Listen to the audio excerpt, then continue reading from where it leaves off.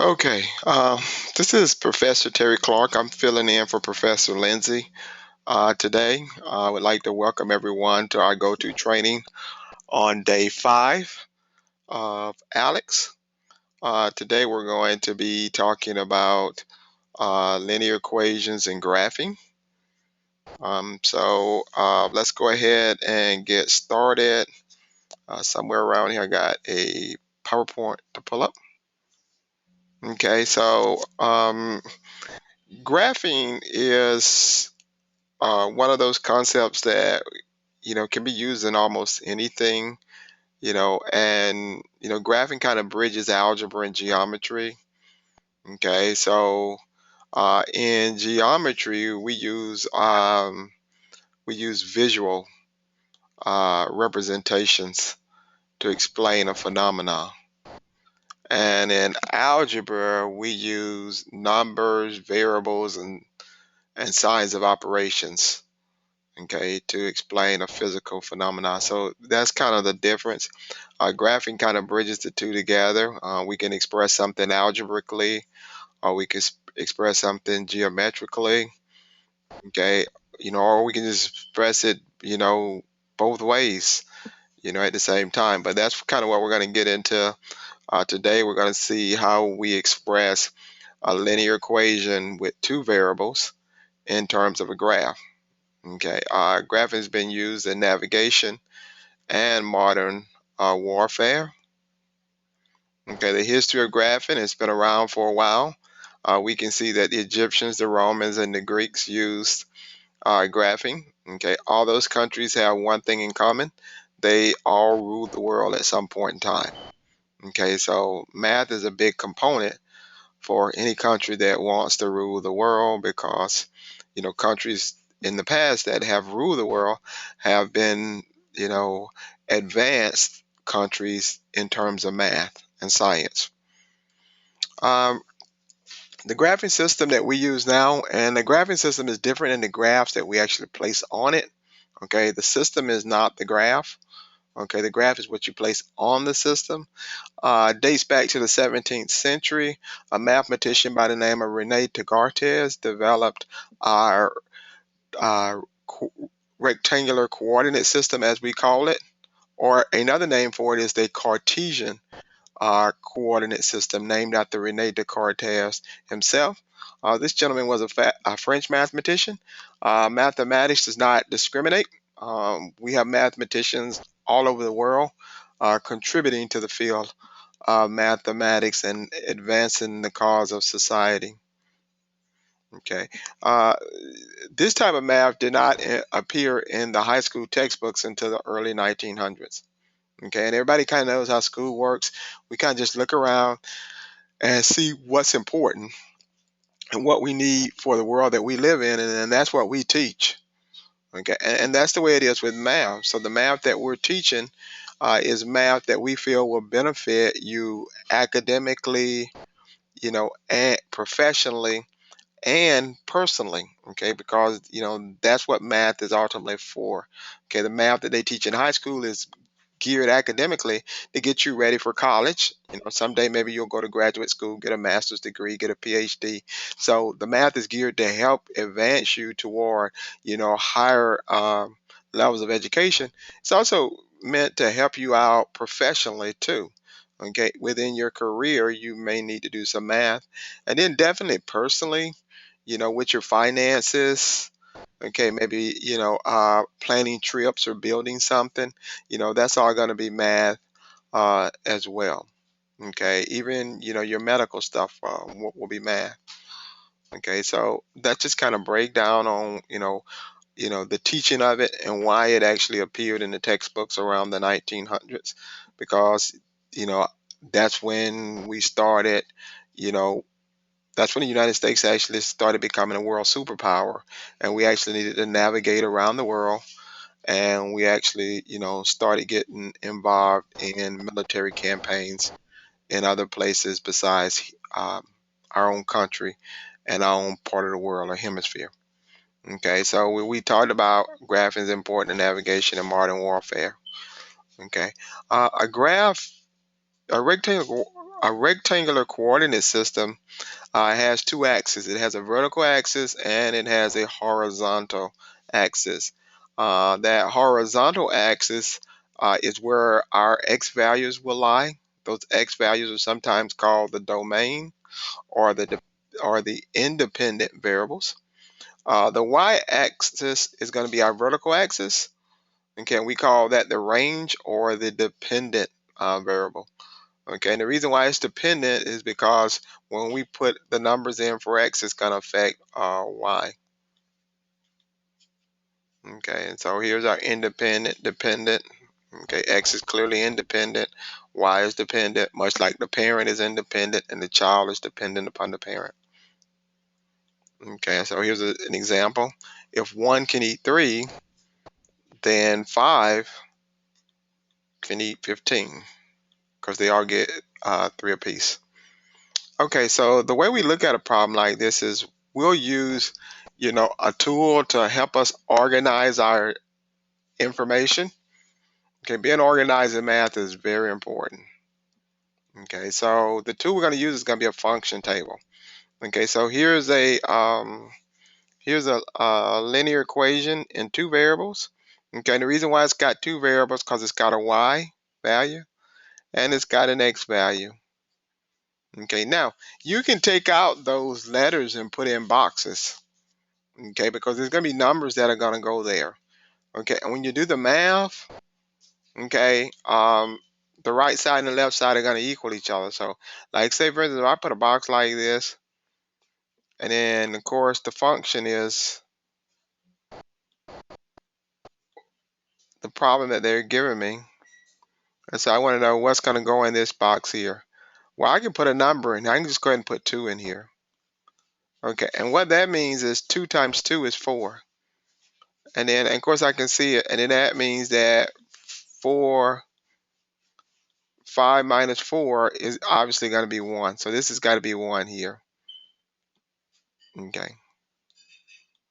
Okay. So when x is 2, y is 1. Okay. So that's kind of the way a function works.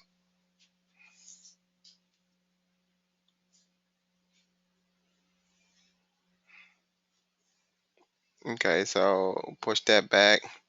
Okay. So they give you a table. Now these values right here, where do they come from? Well, x is independent. So it can be whatever we want it to be. Okay. When you're independent, you can go wherever you want to go and do whatever you want to do. So x can be whatever. Okay, a lot of times we'll make x simple numbers like 0, 1, and 2. And why do we do that? Because we don't want to do a lot of math. That's why we do it. Okay, the bigger the numbers, like you could put 7,236 in there, but now you got to multiply it by 2. And then you got to subtract that by 5. Okay, so if you feel like doing that kind of work, you can put big numbers in there. If you don't want to do big work or a lot of work, you'll put small numbers in there. Most of the times people stay away from numbers that are going to create negative values, and then they're going to stay away from numbers that are going to create fractions too. Okay, because we're better at adding, multiplying, dividing, and subtracting whole numbers than we are fractions, decimals, or really big numbers. Okay, that's just the lay of the land. That's what it means to be a human, and there's nothing we can do about that. Okay, so here we're putting in our values, and then we're doing the math. And we've done the one with the 2 already, so we know y is going to be 1. We're going to do 5, put in 5. And then we know x is going to be negative 5. Okay, so that's what happens when we put in the values 1, 2, and 5. Now, most of the times we'll put in 0, 1, and 2 and just be done with it. Okay, there'll be an exception to that rule, and I'm going to show it to you here in a second. Okay, so here we go. Here's another one. So then we're going to put in our values, 3, 5, and 6. Okay, and we just plug them in.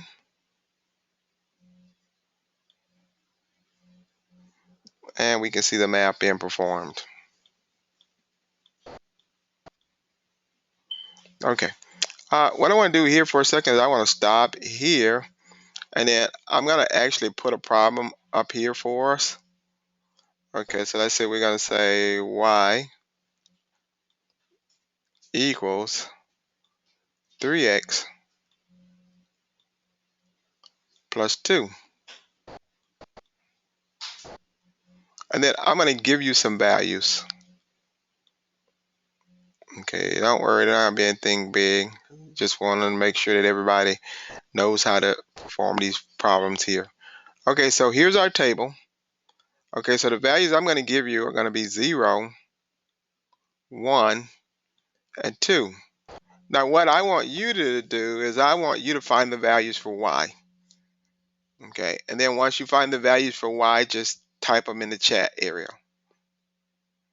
So let's say if I thought that y was 13, 14, and 17, I would, I said that to just Jonathan. Okay, so let's see the entire audience. So if I thought it was 13, 14, and 17, I would type in the chat box like that. Because that's what I think y is, 13, 14, 17. Which is not that, so don't copy me. I just use that as an example. But what I need you guys to do is see if you can figure out, what our values for y will be.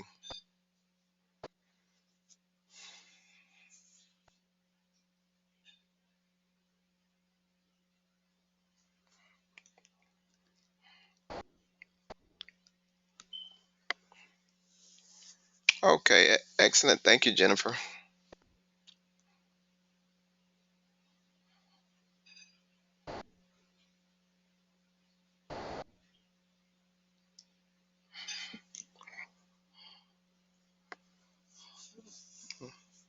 Okay, so Jennifer has 2, 5, and 7.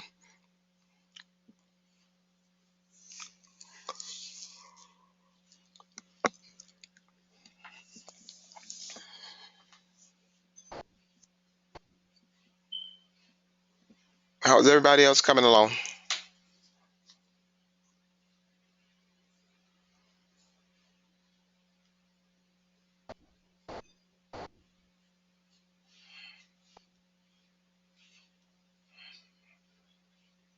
Okay, 2, 5, and 8.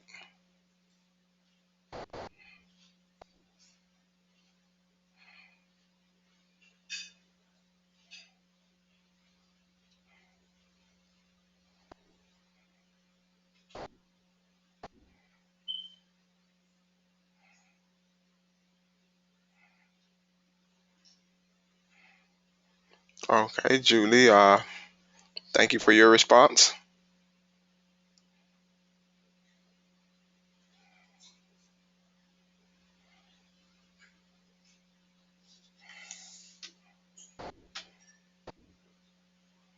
Okay, how about everyone else?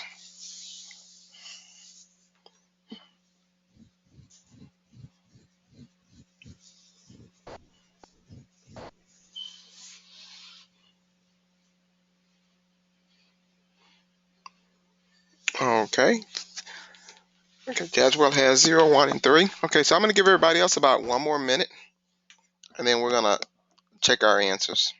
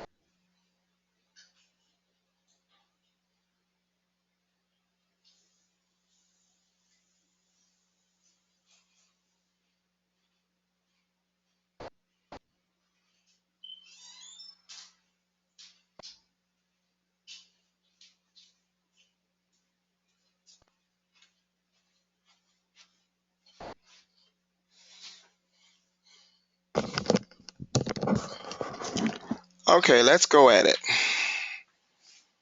Let's see what we got here. I need to get back, not to the dashboard, but to the audio so I can hear myself talking. Okay, so what I'm going to do is right over here, I'm going to put in the boxes so I can do the math. Okay, so I'm going to put in a box here, a box here. Then I'm going to need 3 of these problems like this. And the reason why is because I got 3 different values for x that I got to do the math on. Okay, at the end of the day, no matter, how sophisticated the tool or whatever we're doing, math comes down to 4 things: multiply, adding, and subtracting, and dividing. Okay, that's what all math comes down to. Okay, no matter what you're doing, that's what you're going to be doing. So I'm going to be, in this case, multiplying and then adding. So what I'm going to do is put in 0.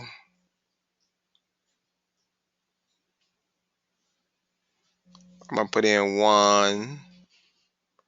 Then I'm going to put in 2. Then I'm just going to multiply and add. 3 times 0 is 0. And then 0 plus 2 will give me 2 here. Okay, 3 times 1 is 3. And then 3 plus 2 will give me 5. And then 3 times 2 is 6. And 6 plus 2 will give me 8. Okay, so now I got my 3 values for y. 2, 5, and 8. Okay, now these values are going to be called an ordered pair. Okay, and in an ordered pair, x always comes first and y comes second. So we can pair these with parentheses. So we'll say 0 and 2 is an ordered pair. And then we'll say 1 and 5 is an ordered pair. That means that when we're working this equation, 1 and 5 are always together. And when we're working this equation, 2 and 8 will always be together. So whenever you see 2, you'll see 8. Because 3 times 2 will always be 6, and then 6 plus 2 will always be 8. Okay, so that's our order pair there. Okay, eventually we'll end up graphing these order pairs. But originally with the equation, that's what we got to come up with, is we got to come up with these order pairs. Okay, now I'm going to give you another problem.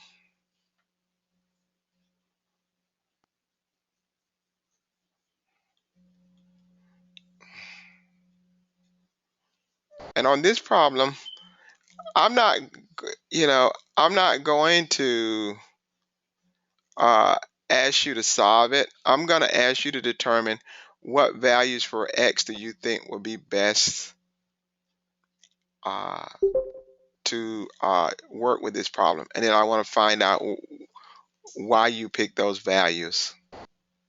Okay, so let's see. So here's our problem.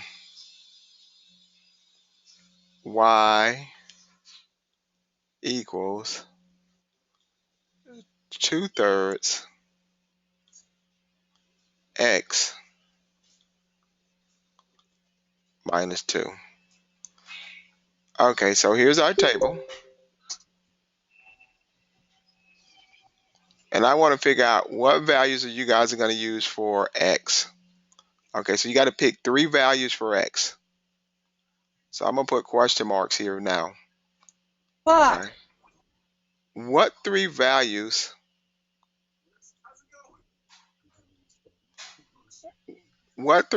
would you guys choose for x and y?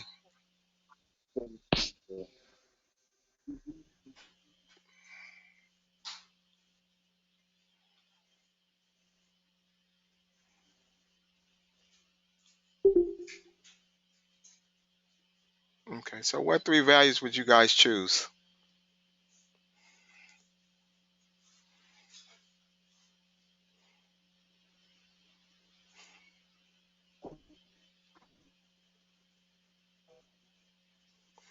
Okay, that's fine. If you don't know, you can just always say, I don't know. And then just, I don't know is an answer. And then just wait until everyone else provides their answers.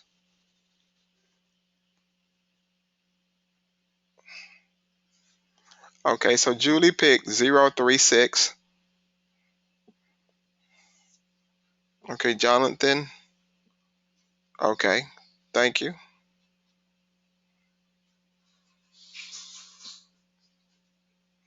Okay, now remember, if you don't know, I don't know is an answer. In fact, when you take a random assessment, in which I don't recommend doing that, but if you take a random assessment in Alex, I don't know is going to be a button that you'll click to say you don't know how to do the problem. And then if you don't know, then by telling me you don't know, that allows us to move on and do the work. And then that gives me an understanding of what you know, so it helps me to understand what I need to be covering.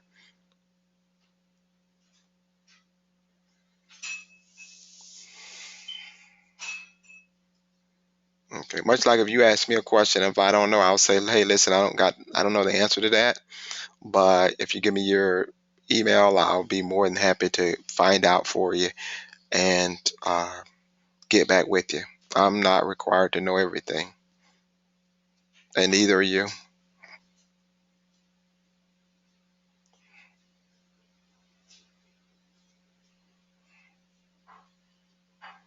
Okay, so how's everybody else doing? Okay, so we've gotten two responses so far on this.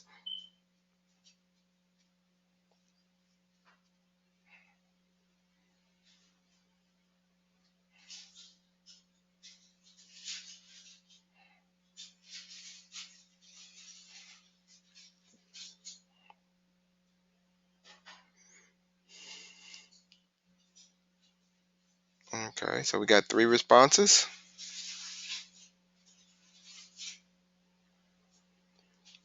Okay, we'll start with Julie.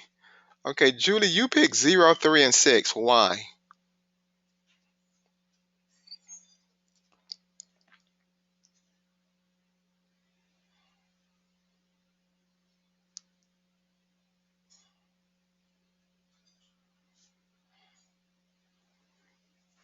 What was your strategy, Julie?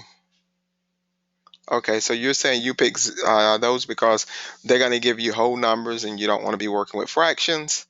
Okay, what about you, Jonathan? What's your strategy? What was your strategy? Why did you pick um, 1, 3, and 5?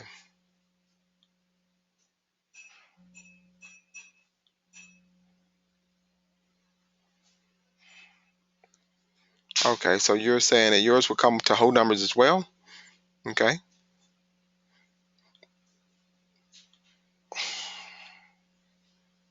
Okay, so you don't want the fractions?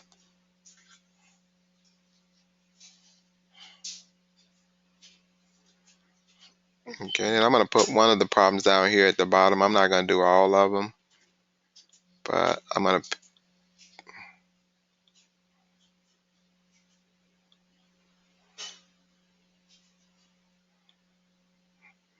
Okay, what about you, Jennifer? What was your strategy?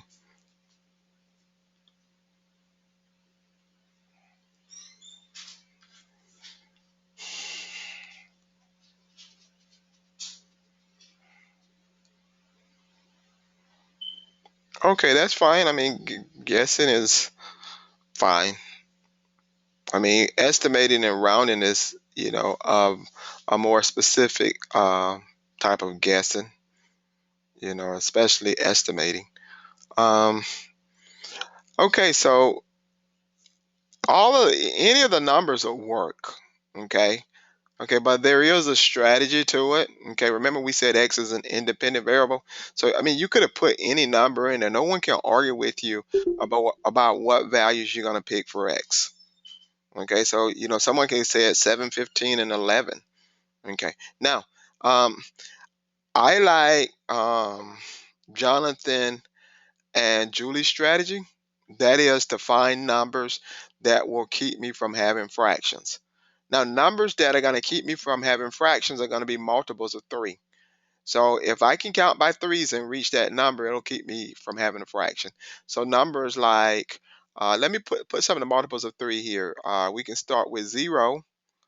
3, and I'm just counting by 3, 6, 9, 12,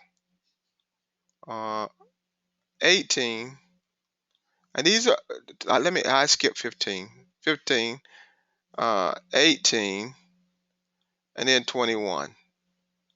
Okay, so these are all multiples of 3. Okay, so any multiple of 3. Now, why a multiple of 3? Because the denominator in the fraction is 3.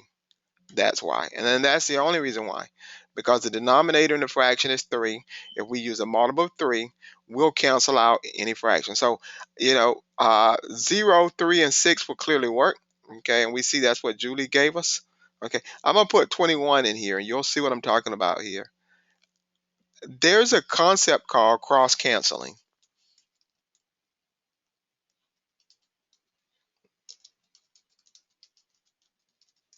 Okay, and cross-canceling is like simplifying or reducing.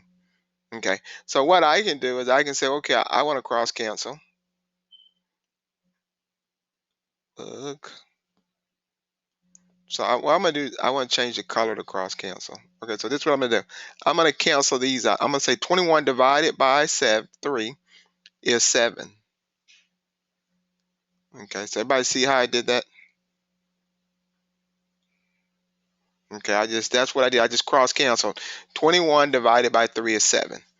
And then from there, that's going to leave me with 2 times 7 is 14. And then 14 minus 2 will give me 12. Okay. So and let me put the y here. Well, I mean, everybody knows that's my equation. So x is going to be 21 because that's what we put in. And then we found y to be 12 when x was 21. So that's my ordered pair. Okay, and I can put this down here at the bottom too. I can say 21 and 12 right here. Okay, and so that's going to be the relationship between them. Okay. Okay, and that cross canceling will work for every one of these. Okay, throughout and throughout. Anytime you're working with fractions, just remember the rules that you learned about fractions at the very beginning of the course will always apply to fractions, no matter whether we're working with systems of linear equations, whether we're working with, graphing, okay, whether we're wrestling with something called rational expression. The rules for fractions always work. So anytime you see a fraction in a problem, no matter what type of problem it is, whether it's algebra, trig, whether it's statistics, no matter where you see the fraction, the rules for fractions apply. Okay, math is much like physics. Okay, the laws of physics, they apply everywhere on the planet. Okay, math rules for a concept apply everywhere you see that rule in math. Okay, so that'll work. Now, if you plug a number in there that's not a multiple of 3, let's say we put 7 in there or 11, it won't work. Okay, so what I'm going to do, let's see, I'm going to come in here and I'm going to put a number in here that won't work.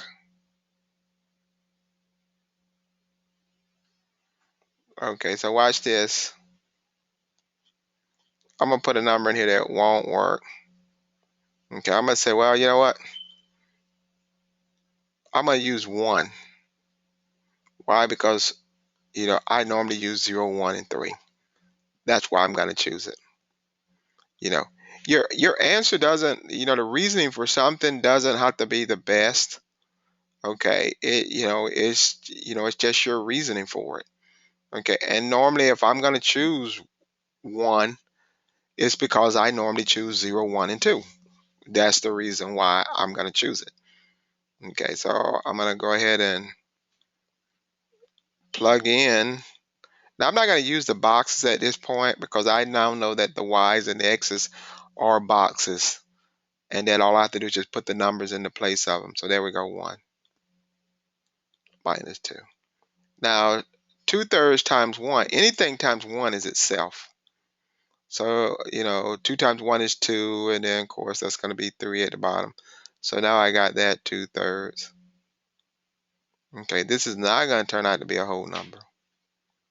Okay, now, in order for me to convert the 2 to a fraction, I'm going to multiply the top and the bottom of the 2 by 3. Why? Because the denominator is 3 in the other problem. Okay, let me see. Okay, this right here is the only reason why I'm going to multiply everything by 3 with the, okay, so here we go. I got 2/3. And then I'm going to simply say the bottom's going to be 3, because 3 times 1 is 3. And then the top's just going to be 6. Okay, now the interesting thing that happens when I do that, 6 divided by 3 is still 2. So I did not change the value of the number. Okay, in the end, I'm going to come up with a negative 4/3 as my answer. So y will be a negative 4/3 when I'm finished. So when x is 1, y will be 4/3. Now, when we start graphing, you'll later come to realize that, just because that's a value doesn't mean you can't graph it. You'll be able to graph it.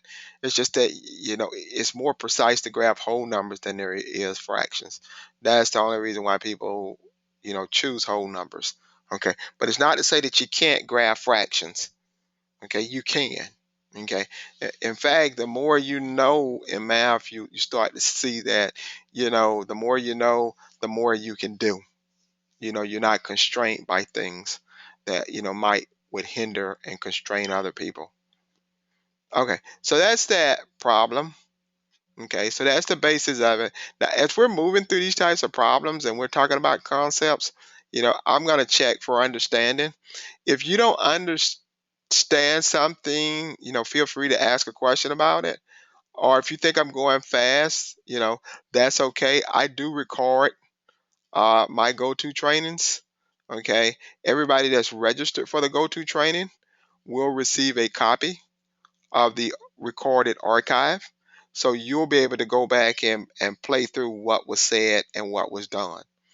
And if you want to stop it and I actually put it on YouTube.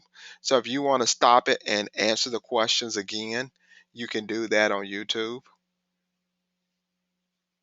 Okay, so that's that part of it. All right, so from there,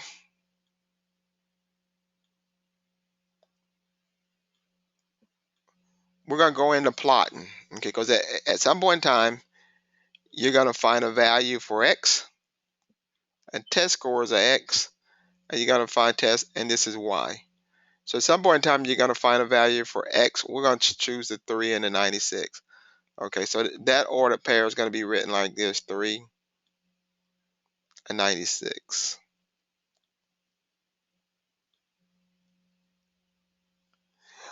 You'll actually, Jared, you'll actually get a link. Okay, so you'll get a link. Uh, um, the trainings allow us the ability to send out a follow-up email. Okay, and so you'll get a link once I upload the video, and then at that point, you can just click on the link, and it'll or copy it and paste it, and it'll take you right there. And then when you do that, you should be able to see all of the other trainings I've conducted over a long period of time. So you should have access to those as well. Okay, so we're going to choose, but that's a good question. We've chosen the order pair of 3 and 96. Okay, so now in order to graph that, what we've got to do is we've got to come to where x is 3 and where y is 96, which is going to be about right here somewhere. Okay, because 96 is in between 80 and 100, somewhere in there. Okay, closer to 100 though. Okay, so we go to 96 on our y value and go to x is 3. Okay, right here. I'm just going to put a 96 in here. 96, like that, where I circled it at. Okay, and then 3 right here. Okay, so we can see that that's how we plot the point. Okay, now the way it works is we simply go over 3 and we go up 96. Okay, so let's say, for instance, if we wanted to plot 5 and 92, we would simply go over 5 like this, and then we would go up to 92 like this. Okay, much like you do when you're driving. Okay, these are coordinates. Okay, the 5 says go 5 to the right, and the 92 says go 92 up. Okay, and then we can always look to the left to see, we can let the graph count for us. Okay, so now here we've got more points to plot. Okay, so I'm going to plot one of these for us. Now we're going to always start right here. Let me put this in red. Okay, and that point right there is going to be called 0, 0. Okay, so that point is 0, 0. And 0, 0 is what's known as the point of origin. Point of origin. Okay, point of origin is the point where everything starts. Okay, so that's the point of origin. So we study, well, the origin of man, that's where man originated or started. Point of origin. So that's why we're going to say point of origin. So 0, 0 is our point of origin. It's our starting point for every plot, for every plotted point of origin. Okay, so from there, I'm gonna pick one. I'm gonna do this one right here. Okay, from 0, 0, I'm gonna go over to -3. Now I don't really have to count it because I know that -3 is in between -4 and -2. I'll let the graph do the counting for me. Okay, now once I get to -3, I gotta then go down to -4. Okay, and then I don't have to count that either. Okay, I'll let the graph, I'm gonna put my point right here. I'll let the graph do the counting for me because I can see that this is -3 right here. And that -4 is right here. Okay, so I can see those points, or what we call tick marks, or those little dash lines in the graph. The tick marks tell us every tick mark is worth 1 unit. So as you move 1 to the left, you're going down by 1. As you move 1 to the right, you're going up by 1. Okay, so hence, if we were going to number this entire system here, this is going to become 1, 2, 3, 4, 5, okay, 7, and then 9. Okay, so when you can't see numbers, they're still there. Like in between 8 and 9 is 8.5. Okay, and 8 and 1/4. So all the numbers and all the fractions are there on the number line because these are real number lines. Okay, and at the beginning of the class, we talked about, um, we talked about whole numbers, natural accounting numbers. We talked about integers. We talked about rational numbers, and we talked about irrational numbers. Well, all those numbers are real numbers, so all of them are on the number line. Pi is even on this number line. Pi is 3.114. So pi, I'm just going to draw up here. Now I'm going to start over here in a second. Pi is right in here somewhere. Okay, so pi is right there. Okay, so that's pi. Pi is in between 3 and 4. We're actually closer to 3. Okay, but you get the gist of it. Every number is there, even the ones you can't see. Okay, the way we plot, we start at the point of origin, and then we simply move to the left or move to the right to reach the next point. Okay, so I'm going to go back, clean it up. Okay, so 1 and 2. Okay, and so that's all we did. We just, we went over 1, and then we went up 2. And that's all we're going to do. We went over 1 and up 2. And then for B, we simply go over 3. Okay, because remember ordered pairs, see this right here? Up at the top here, X is the first value always. So that's how we're knowing where to start, because X is always first and Y is always second. And that stands to reason because X is always before Y in the alphabet. So we're going to go over 3 right here. And then we're going to go all the way up to 5. Okay, now we know that 3 is right here because it's in between 2 and 4. And we know 5 is right here because 5 is in between 4 and 6. Okay, so we can always look at the graph. You don't have to, count up every unit. You can let the graph do the counting for you. Okay, then we've got C, which is going to be -2. So we're going to go 2 to the left and then up 3. Okay, and the reason why I say let the graph do the counting for you, because the graph provides you, I'm just going to circle some stuff here. It provides you the numbers and whether they're positive and negative, which direction to go. So we can see all of your positive numbers are to the right for X, all your negative numbers are to the left for X. We can see and let me put an X over here so we can, I'm going to label this axis. Now the axis is the real number line itself. And then I'm going to label this one too. This one's going to be called Y. Okay. And then this is like Q1, that's quadrant 1. Quadrilateral means broken down into 4. Quad 2, quad 3, and then this one over here is like quad 4. And when I say quad, I mean quadrant 4. So these are all quadrants. Okay, everything in this quadrant is going to be positive. And you can see that X is positive and Y is positive. And I'm putting them in order pair, so that means X is positive, Y is positive. The first one's positive and the second one's positive. Over here, X will be negative and Y will be positive. Okay, and what's giving it away is right here. See, X is negative there. And then Y is positive here. So we can see, and then in quadrant 3, negative, negative.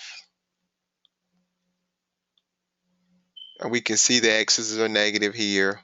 And we can see the Y's are negative here as well. And then in quadrant 4, it's going to be positive, negative. And of course, we can see that X is positive and Y is negative. Okay, so that's the way it works. Okay, so that kind of gives us a full array of the graph itself. Okay, now we've got C up. I'm going to take it all back away again and just run back through it now that we've seen it. Went back a little too far. Okay, so there we go. That's 1 and 2. For B, we're going to go 3 to the right, 5 up. For C, we're going to go 2 to the left, 3 up. For D, we're going to go 3 to the left, 4 down. And for E, we're going to go 2 to the right, 1 down. And for F, we're not going to go left or right. We're just going to go straight up 5 because 0 means no or nothing. So we're not doing anything.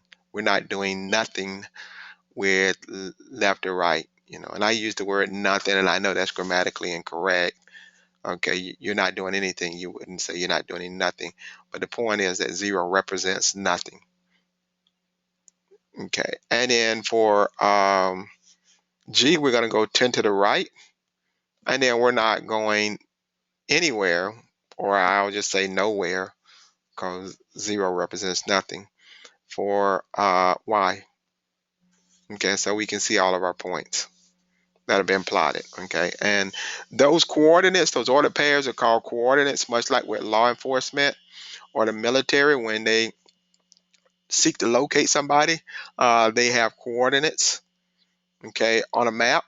Okay, and remember we said that graphs are used for navigation. So hence, mapping is a purpose behind this process. Okay. All right, so here's how this is going to work. Okay, we're going to be given an equation like this right here. Then we're going to have to find the values for X and Y.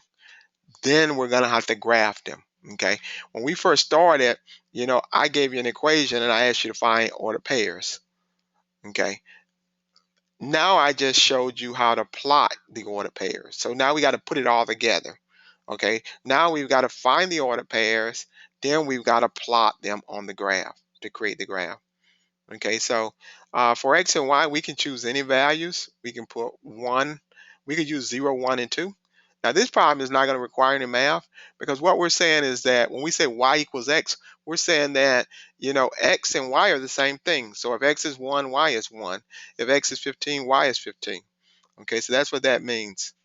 Okay, so because we use 0, 1, and 2 for x, our y values are going to also be 0, 1, and 2 because we're saying the equation says that these two things are the same thing. Now, why did we choose 0, 1, and 2 when we could have choose anything? Because 0, 1, and 2 are very easy values. And remember when I was discussing, values that I choose? Typically, we choose 0, 1, and 2. Okay. And there we go. Okay, when we actually put the order pairs together, x is always 0, x is always the first value, y is always the second value. Okay, so when we put them together, now all we got to do is just plot those points. That first one, we're going to always start at the value of 0 and 0. Okay, now 0, 0 is not always a point on the graph. In this case, it is because you can see it's one of the order pairs. So you don't really have to do anything. You don't have to go anywhere from the order pair. To get to our next point, the order pair of 1 and 1, we've got to go 1 to the right and 1 up.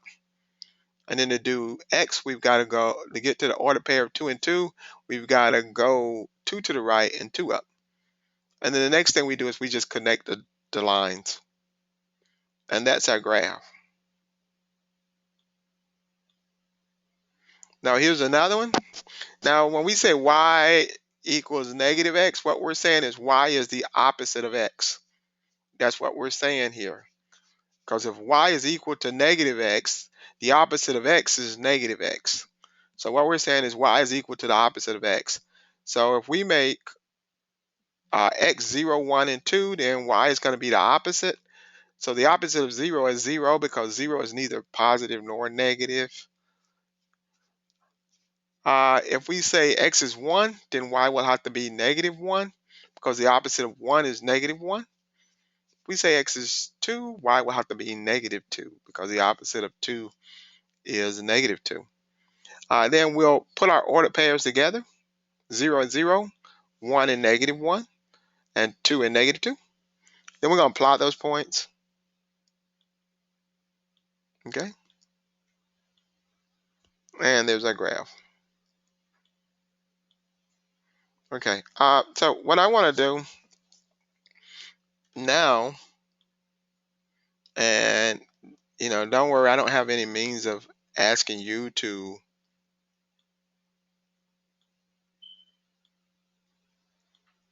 actually graph these.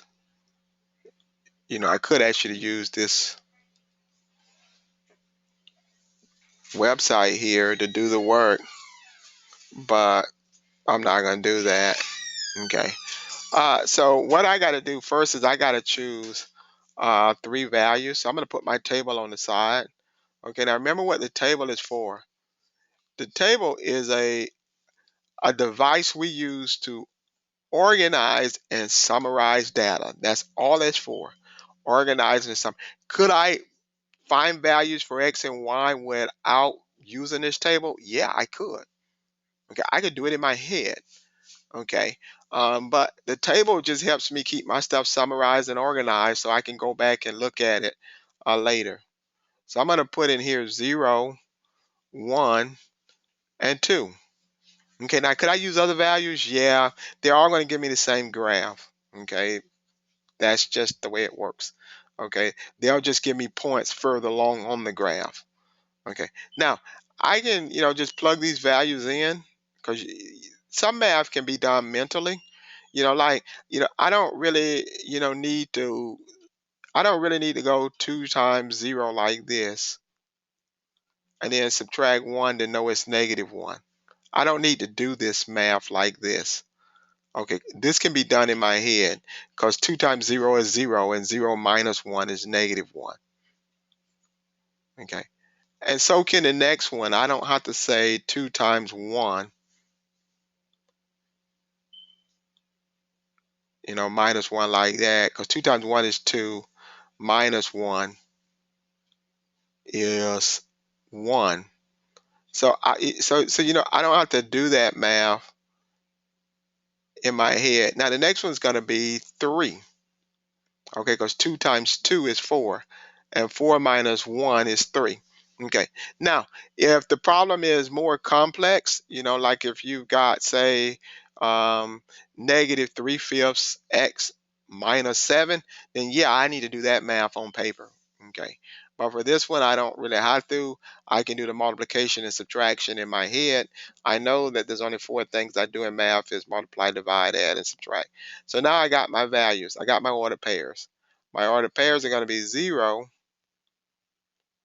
-1, 1, and then 2 and 3. Okay, so those are my ordered pairs.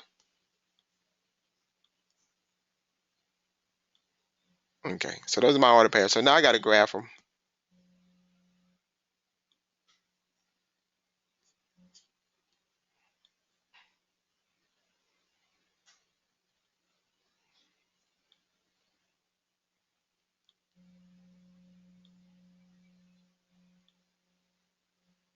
Okay, now I'm going to put in these values. Okay, I know. Okay, so I'm going to put in -1 for x, for y. I'm going to put in the values of 1 and 3 because I can see my y values right over here. Okay, let me use a different color. Well, let me put them in first. Then I'm going to put in 3. I'm only going to put in the values that I got to use. And so I know I got to use +1 and +2. Okay. Excuse me. Where is it at? Okay, right here. Okay. So I can see my y values here, and all my x values, I can see them here. So I know for my x's, I got to use 0, 1, and 2. And for my y's, I got to use -1, 1, and 3. So that's why I got those values in. Now, when I go to plot my points, it's going to be real easy. Okay, so I'm going to start at 0. I want to make them red. And then I'm going to go down to -1. So that's going to bring me right here. Then my next point is I'm going to go over 1 and then up 1. And that's going to bring me right here. Then my next point is I'm going to go over 2 and then up 3. And that's going to bring me right here. Okay, so now it's obvious why I put those numbers on the graph. And let me label my graph X and Y. So you can see the X is always horizontal, Y is always vertical. Okay, so you can see why, I only put those points on the graph. Now, where are the other points? They're all there. Even the negative ones on the left that I didn't bother to put in, they're all there. Okay, it's much like, if you're at home right now and Walmart's down the road, just because you can't see it doesn't mean it's not there. Okay, it is there. Okay. And I mean, when you go there, you'll verify it by seeing it. But things that you can't see still exist. Okay. And just because you can't see those numbers, and that's a form of abstract thinking. Okay. We kind of figured that out around, I think, around 3 or 4 things that you can't see, they still exist. Okay. So, over here, and I'm gonna make them light blue. Okay. So over here, -1 exists. Just because you can't see it doesn't mean it doesn't exist. -2 and -3, they all exist. Okay, so I don't have to put them on the graph in order for them to be there. You don't have to see them in order for them to exist, is what my argument is. Okay, so from here, I'm going to go ahead and connect the dots. I'm not good at connecting the dots. I don't know why. This is something so elementary, but I'm not good at it. And my lines are always crooked. All right, there we go. So, I'm not good at it. I just go ahead and admit it, and then that way I can move on and do something else. All right, so that's our graph. Okay, now that graph represents this equation right here. Okay, because we found the values for x and y that are true. and those values are going to be there. Now, let's say, for instance, if I had picked higher values, a higher value would be out here somewhere on the graph. If I had to pick lower values, they would be somewhere around here. Okay, now this graph goes on forever and ever. So if I was to draw this graph out like that, it would just keep going. And the same way, if I was just to keep drawing it out, it would keep going. So, we're going to have points that are going to go way out here. Okay, they keep going. Okay, and so it doesn't matter what point you pick. Okay, eventually, no matter what point you pick, eventually you get the same graph if you keep drawing it out. Okay, so eventually, and all of those points are ordered pairs on that graph. So we could get up to say 10 and 19. Okay, so the ordered pair of 10 and 19. Okay, which will be way out here somewhere. 10 and 19, and of course if you plug 10 in for x, 10 times 2 would be 20, and then 20 minus 1 is 19. So when x is 10, y is 19. Okay, so we could go that far out. Okay, all right, so we're going to clean this up.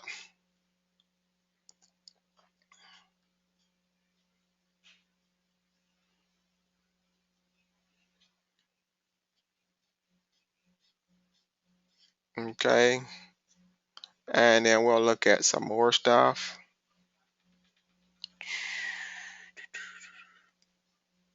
Okay, now everything that we're going to be doing is geared toward finding the answer faster. Okay, because you can use anything, but the thing is some things that make it harder for you. Like I can walk to Mexico, okay, but why would I want to walk when I can fly? Okay, so it's that same process. Okay, so everything we're going to be doing. Okay, so now we're going to learn a concept that's going to help us find the order pairs faster, and that's going to be called the slope. Okay, that the slope is going to be the rise over the run or the fall over the run. And there are going to be four types of slopes. They're going to be a positive slope, negative slope, zero slope, and undefined slope. The slope is the pattern. Okay, it is how the values of x and y change from one to the next. Okay, and we say it's the change in y over the change in x. Okay, so here's a graph. So this is one way of looking at it. We're going to look at how it's changing. Okay, so we can see that it's actually going up 4, and then it's going to run, which is right and left, 2. So it's going to run 2. So it went up 4, went over 2. And then we'll write that as a fraction, and then we'll simplify it. 4 over 2 can be simplified down to 2. Okay, so here's a positive slope. It's going up. Here's a negative slope because it's going down. So anytime you graph a line and it's going down, the slope is negative. And you can, and how do you tell it when it's going down? Okay, you simply start over here to the left and you move to the right. As you move to the right, you'll notice that the graph is not going up. Okay, the graph is actually going down. Okay, okay, it's down further on the paper. And here's a horizontal slope or a zero slope. And here's an undefined slope, which is vertical.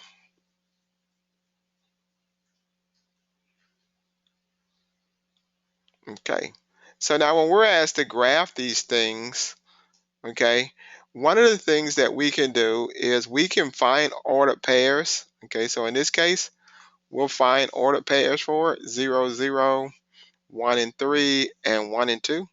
Now I want to show you something because you can see the slope right now in this.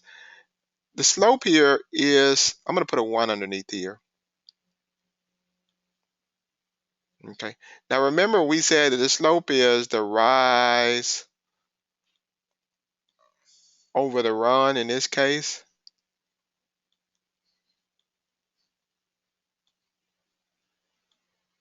Okay, or the change in y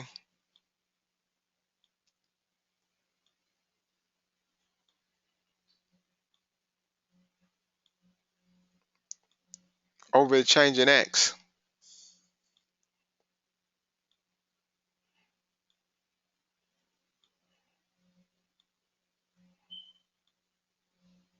Okay, that first value right there is going to be our slope, because this equation is written in a form called slope-intercept form.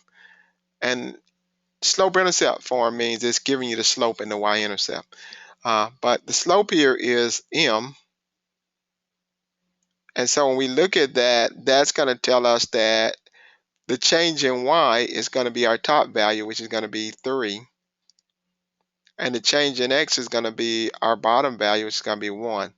Now watch this right here. When we look at our y values, look at it. It's increasing by 3. And then you go from 3 to 6, that's increasing by 3. And then here you're going from 0 to 1, that's increasing by 1. And then you go here, that's increasing by 1 as well.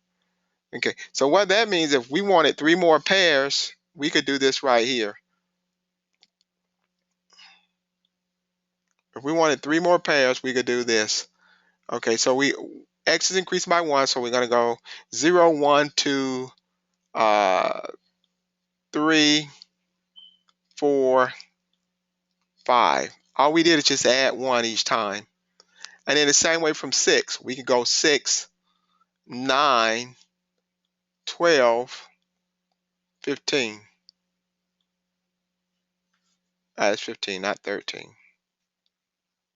Okay. Okay, so we just increased y by 3 each time, okay? And then we're going to learn something in a few minutes that's going to help us solve these types of problems in a few seconds. Okay, so we're going to plot these points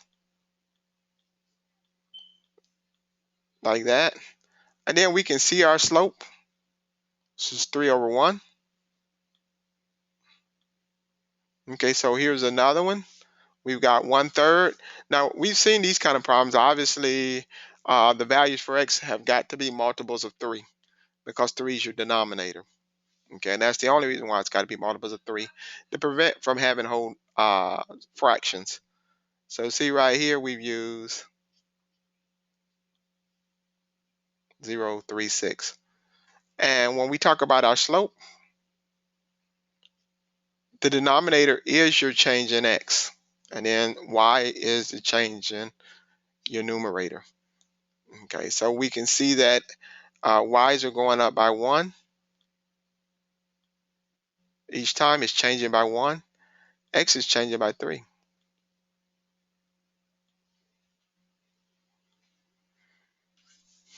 Okay, and so that's your slope, 1 over 3. Okay, then we'll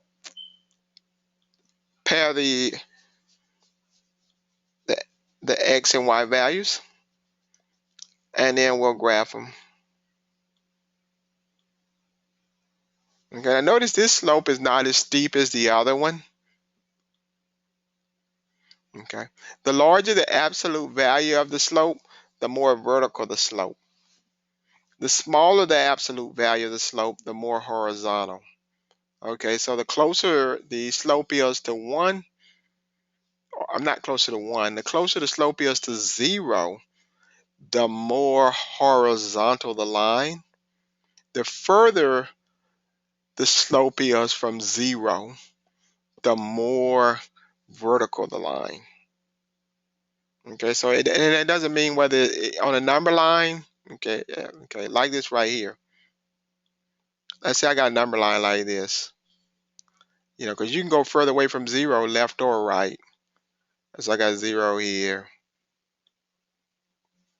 1, 5, I got 16 here. Okay, then here I got -3. Okay, now remember, you say, well, where's the 2 at? Okay, remember, just because you can't see it, doesn't mean it's not there. It's in between the 1 and the 5. -11. Let's say I'm going to make that negative 11, and then out here it's going to be negative 20. Okay, so see that negative 20 is actually further away than 1 is. See, because 1 is right there. So that's what we mean when we talk about absolute value measures a number's distance from 0. So the further away a number is, the larger its absolute value. The closer it is, the smaller its absolute value.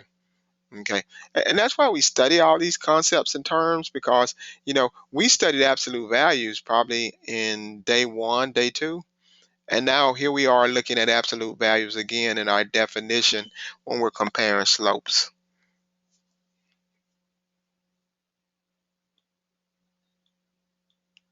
Okay, so we see the slope of 3 is going to be very vertical because it's 3 units away from 0.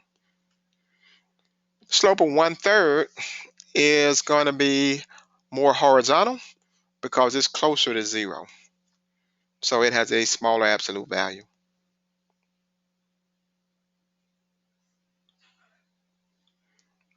All right, y-intercept. Okay, y-intercept is where the line crosses your y-axis. Okay, here's our slope-intercept form that we talked about a second ago, because it gives you the slope and it gives you the y-intercept. Those are the two things it gives you. Okay, now we can see our slope right here, m, and our y-intercept right here. Okay, m is your slope, v is your y-intercept. Okay, so here's a graph. Okay, our slope is right here, right in front of x, so we're going to put a 1 there. So m equals 1, and b equals 2. Okay, now what does that mean? B, your ordered pair for b is always going to be the value for b and 0. So our first ordered pair is going to be 0 and 2. Okay, now how did I figure that out? Because b is always that last number in the equation, so that's going to be 2. I'm sorry, let me rephrase that. Y is always going to be that last number in the equation, that's going to be 2, and x will always be 0. Sorry, so we're looking for your slope-intercept. The y-intercept will always be for x 0, and y-intercept will always be 0 for x. Okay, so anytime you're looking for the y-intercept, your line's going to cross your y-axis when x is 0. Okay, and then for your y value, it'll be that number. Now the slope tells me how they're increasing. So 1 here means that it's really 1 over 1, because 1 divided by 1 is 1. To make any whole number fraction, you just put it over 1. So what that means is that each value of x is going to increase by 1, so I can just go 0, 1, 2, 3. And for y, I can just go 2, 3, 4, and 5. Okay, so all I did was just add 1 to the last value to get to the next value for my ordered pairs. And then I can graph it from there. Okay, now the first point is going to be right here at y-intercept at 2. Okay, then I'll simply go over 1 and up 1. Okay, then I'll go over up 1 over 1, and then I'll plot my points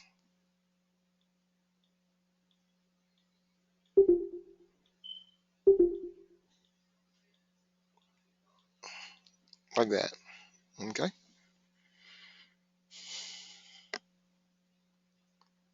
so that's all I have to do. But the gist of this kind of concept is that you can find your ordered pairs a whole lot faster and plot them a whole lot faster. Okay, so I got a question for you guys. Okay, here's an equation that's got to be graphed. What is the y-intercept? what is the y-intercept?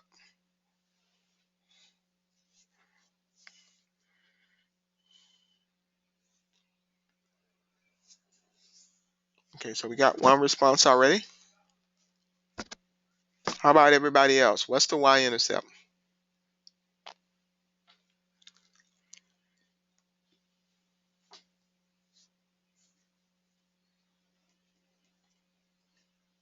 Okay, so, and that's correct. 1 is our y-intercept.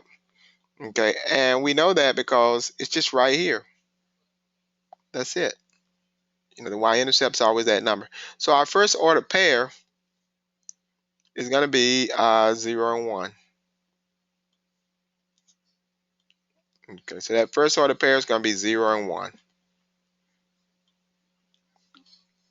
Because at your y-intercept, x will always be 0. So we'll just come right here and find the 1 on the y-axis.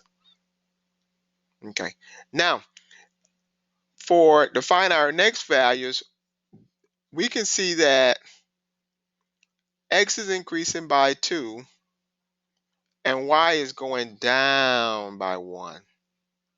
Okay, so y is going to go down 1 and x is going to increase by 2. So we can just go 0, 2. We're counting by 4s, by 2s, like that. So we can go 0, 2, 4 like that. You know, 0 plus 2 is 2, and 2 plus 2 is 4. And then here we can just go down 1, 0, and then -1. Okay. And we can also do it on the graph. I mean, you don't have to come here to the table and do it. What some people do is just go 0, 1 here on the graph. And then from there, they just say, okay, well, if it's rise over run or fall over run, I'm just going to go over 2, 1, 2, and then down 1 and hit the point. Then I'm going to go over 2, 1, 2, and then down 1 and then hit that point. Okay, so you can just use the graph. At this point, you know, this method is so efficient that you don't even really need to organize or summarize anything in order to get your points. Okay, and so we've got the points without doing the math. Okay, see right here, this is the old way of doing it. Okay, this is the old way. See how much math you've got to do when you're doing it the old way? Okay, when you do it this new way, okay, when the problem's written in this form, slope intercept form, you actually do less work. And you get the answers so much faster because you're having to work less. And so there's our points. And then as we connect our dots, and we got our graph.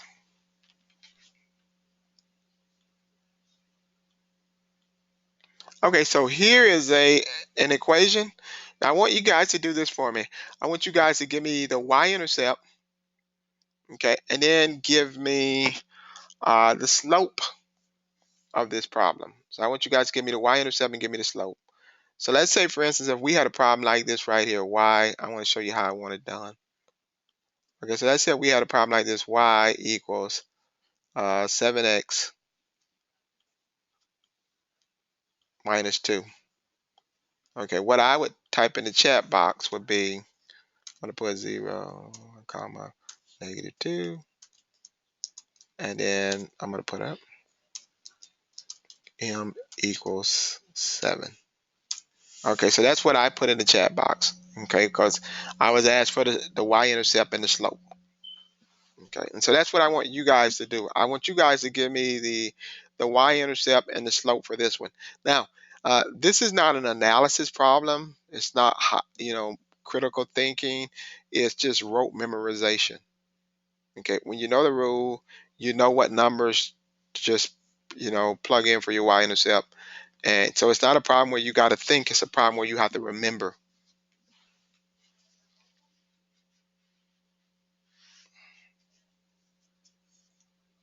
Okay. All right, so you guys go ahead and give me the y-intercept and the slope for the problem that I just presented to you. The y equals negative 3x.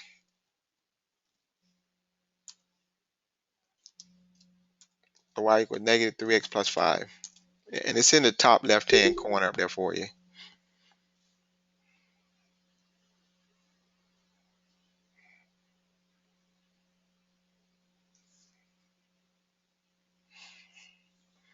Okay, Jennifer, thanks for your response. How's everybody else doing? You guys still with me?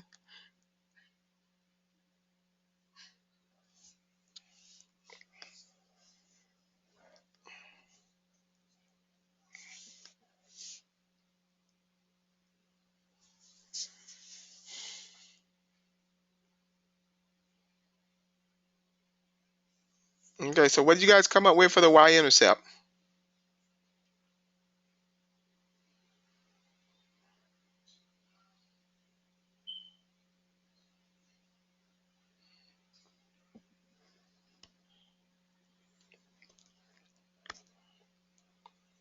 Okay, thank you, Jonathan.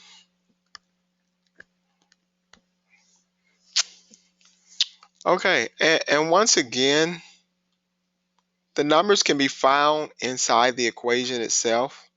So we've got 0 and 5 here, and then we've got -3 here. Okay, and we know that the first one is m, and then the second one is b.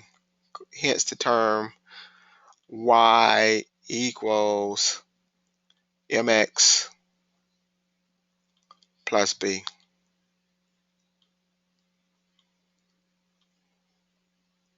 Okay, so that's where that term comes from, y equals mx plus b. M is your slope, b is your y-intercept. Okay, so Joe and Jennifer did an excellent job of finding the y-intercept. It is 0 and 5. The 5 was given to us, and x is always 0. So in the order pair of 0 and 5, when we're talking about a y-intercept, 0 is always the first variable, and the second variable, the 5, can be found in the equation itself. And then, of course, the slope in this case is going to be -3, or if we express it as a fraction, -3/1.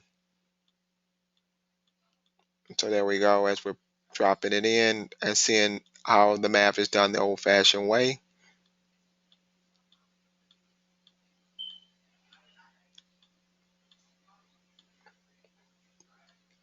And that's it.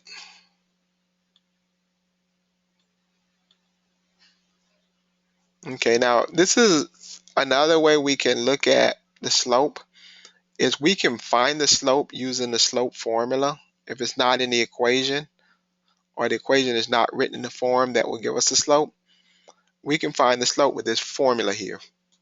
We can take two ordered pairs, subtract the two y values, subtract the two x values, and find the slope, with arithmetic.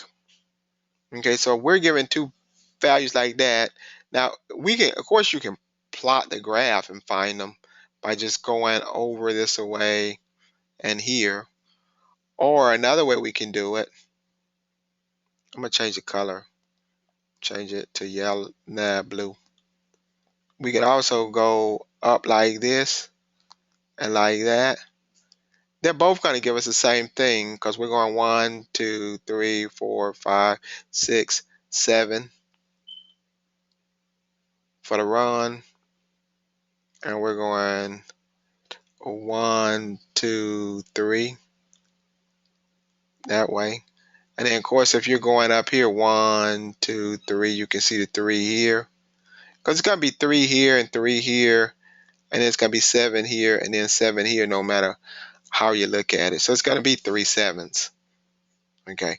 Now, another way we could do it is we could take these two values right here and just subtract them. 7 minus 4.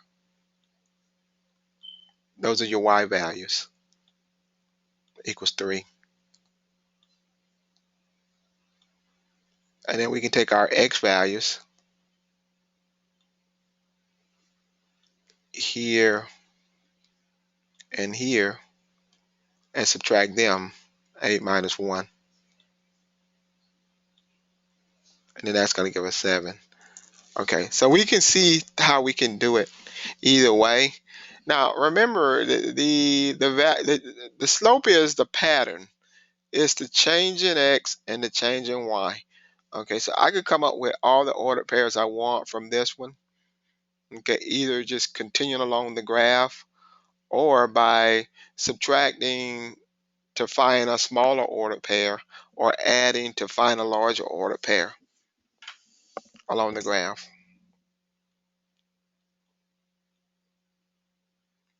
Okay, let me clean up my stuff. We'll see it play out.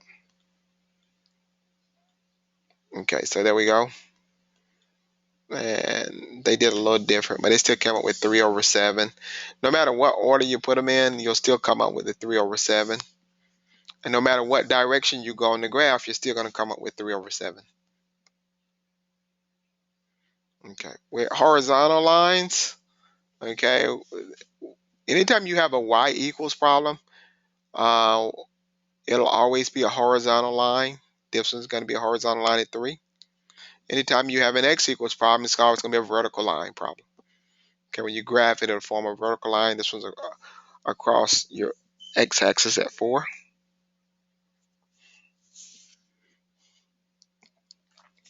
And here, this one's going to cross your y-axis at 4. It's going to be horizontal.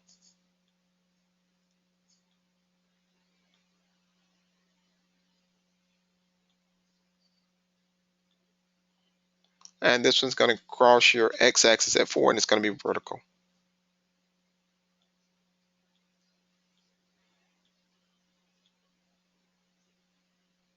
Undefined. All right. I got a little video here, but what I'm going to do is I'm going to put this video. It's a fun video. I mean, feel free to watch it, at your own leisure. We got about 30 minutes left. I want to leave those 30 minutes for questions. Okay. So here's a video. I mean, you guys, it's a song video too. And it's just going to keep reinforcing that what the slope is and what the y-intercept is, and just help you to remember that slope-intercept formula so that you can solve these problems faster. Okay, so that's what it is. So if you can, because remember I said with the slope-intercept form that it's not about thinking, it's about remembering. When we say y equals mx plus b, m is the slope and b is the y-intercept. And so if we know that, like for instance, let me push this down here, and then I'm gonna start taking questions. Let's say we have no fair. Okay, we got y equals 2/3 x plus 5.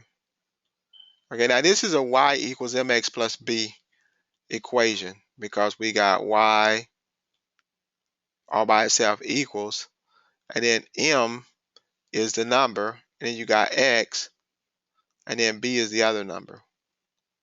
So you can see that that's a y equals mx plus b type of form, in the sense that in this equation, m is 2/3 and b is no fair, +5. So you can see that. Now, so what does that mean? That means that your slope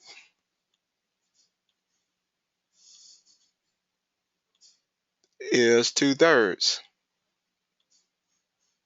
and that your first order pair is, we're going to say, is 0 and 5. Okay, because the first order pair is going to be your y-intercept. Your y-intercept will always be where x is 0. Okay, so I can turn around and put that on the graph just like this. And then I'm just going to say 0 and 5. Now, when I say the slope is 2/3, that means that x is increasing by 3. 3, 6, 9. And that y is increasing by 2. 7, 9, and 11. Okay. See, I just found 4 ordered pairs without even doing any math, simply because of what I knew. Okay, let me show you something here. When I say 2, 3 here, all of these right here are increasing by 3 from the original one of 0 and 5. And then when I say 2 here, all of these right here are increasing by 2 from the original ordered pair of 0 and 5. Okay, so remembering, that rule is gonna make, working with graphs so much easier for you. Okay, and needless to say, my graph will do the same thing. Okay, when I graph this, I'll just go zoom like this. Okay, and I'm gonna pretend like this is a really big graph. So my 0 and 5 will be right here. Okay, and from there, to find my next pair, I will go over 3, up 2. Okay, let me get my green one again, and then that'll be my next point. Okay, I just simply connect the points like that, draw my line. Okay, Y and X. Okay, so you see how fast this can be done by understanding. Let me rephrase that because I just said something that it's not. By remembering, okay, that Y equals MX plus B. By remembering that, see how fast I can come up my order pairs and how fast I can graph. Okay, so if the song is entertainment, but if you remember the song, you'll remember the rules, and by remembering the rules, you'll be graphing in no time. Anything that's thrown at you. All right, we've got about 27 minutes here for me to field questions. Okay, so that's what I'm going to do right now. I'm going to field questions. And then once I'm finished, I'm going to start archiving this video to YouTube. Uh, you guys will get an email a day from me with the archive, so you'll be able to just go straight to YouTube and watch the video there if you want to see it again, any part of it. All right, questions, questions, questions. And if you don't have questions, feel free to check out and go work on Alex.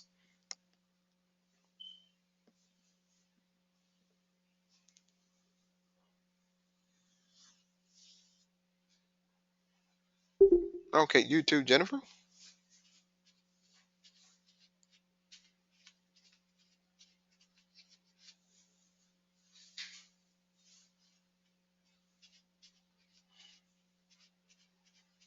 Okay, how about everyone else? Questions?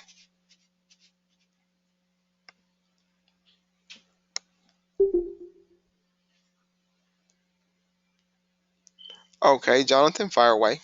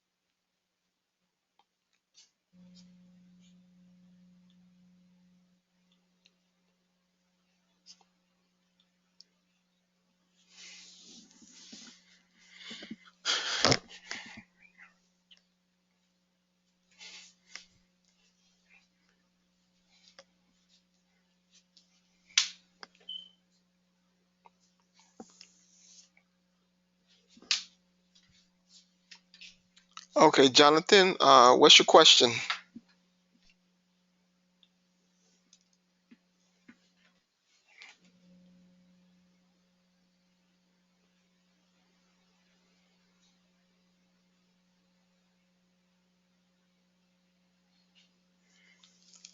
Cubic feet for a room. Now, you may be wanting to find the square foot of a room. Rooms are typically, when you're dealing with rooms, you're typically dealing with square feet. Even if, because you're dealing with area or area surface. Normally cubic feet are dealt with, like a pool, a swimming pool, because you got the cubic means 3 dimension. Okay, so or if you're like laying a slab of concrete or something like that, that's gonna be cubic. Okay, but if you're gonna be laying carpet, if you're gonna be painting the wall, that's gonna be square foot. You're gonna be cutting grass, that's gonna be all area, that's gonna be square foot. Right. So yeah, and the area of anything can be found by two dimensions: the length times the width, or the length times the height. Either one will suffice. Okay. Okay. And when you come up with that length times width, it will equal square feet. Okay. So typically what we do is SQ feet like that. Okay. So we say L times W equals S SQ feet. Like that. So whatever it is, it's gonna. Now, if you don't put that square foot in there, it's gonna get marked wrong because you got to use the correct unit of measurement. Okay. Now, sometimes if you're talking about like assignment one that that was done in LMS, you had to subtract stuff out. Like you couldn't leave the window or the door in. Okay. So let's say, for instance, what I'll do is I'm gonna draw a wall, and then once I finish drawing the wall, I'm gonna put a window in it, and then I'm gonna pretend like we're gonna paint it. Okay, and that's important when you're painting, not to paint the.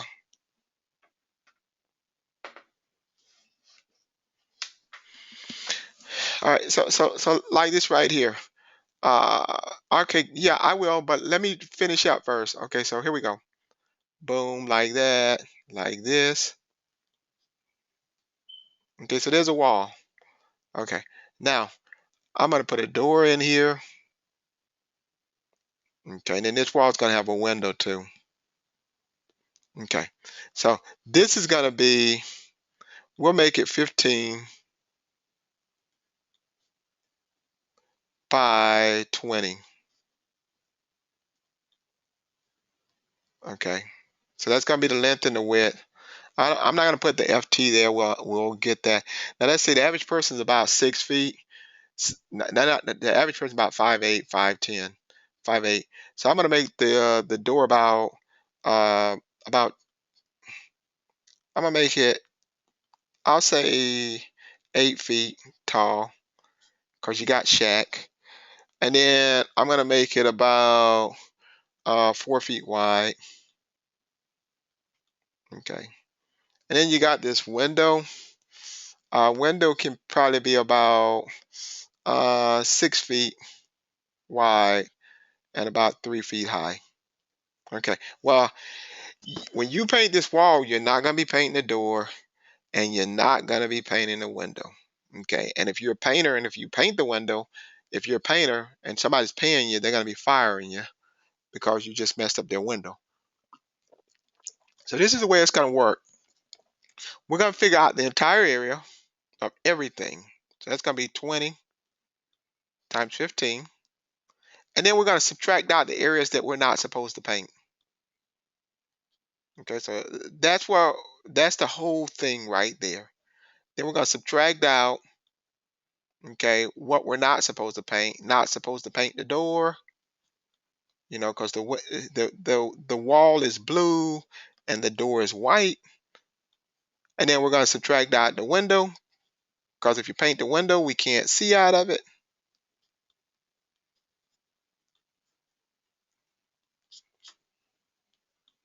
Okay, and then so we're going to put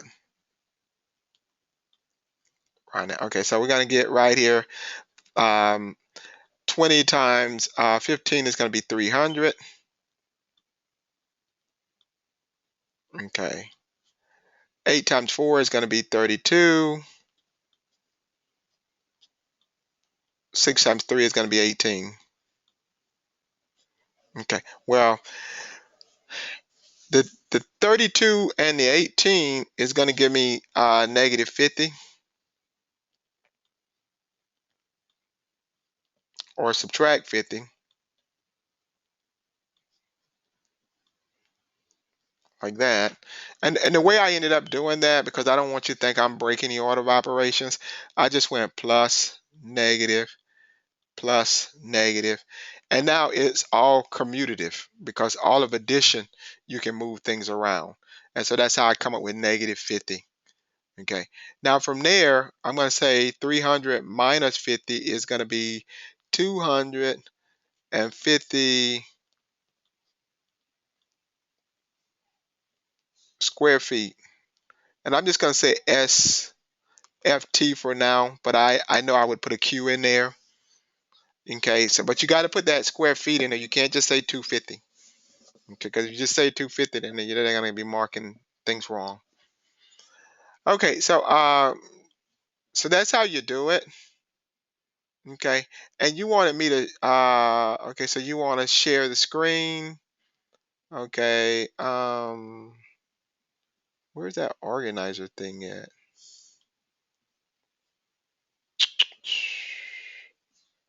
Where are we? Attendance. Right here, maybe. Okay, and that's Jonathan. Okay, so you want me to see your screen, Jonathan? Okay,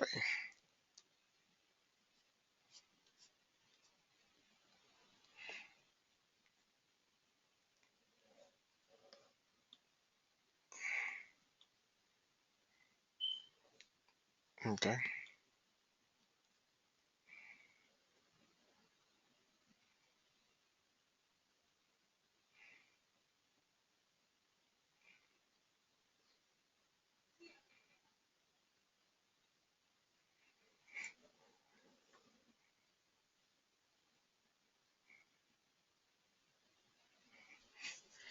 okay. Let me put on the volume too, so you can talk. Okay. We're trying to say, you're saying Okay. 60,000, 67,000. This It wouldn't be right. this is the question 8% that he interest. said I had incorrect. 8% of He said the 70,000. area for the back It wouldn't wall be. and the front wall was still incorrect. Okay. And for question two, he said this was incorrect. Yeah, I don't know. You might be right, but I don't know. That sounds crazy. That's over 11 years. Yeah, how much interest pay? How much you did 1 year? And then it said how much you pay. So we did that 1 year over 11 years. So over 11 year loan. So we Okay. said 8% interest on 70,000 for your studio. How much you pay over 11 years?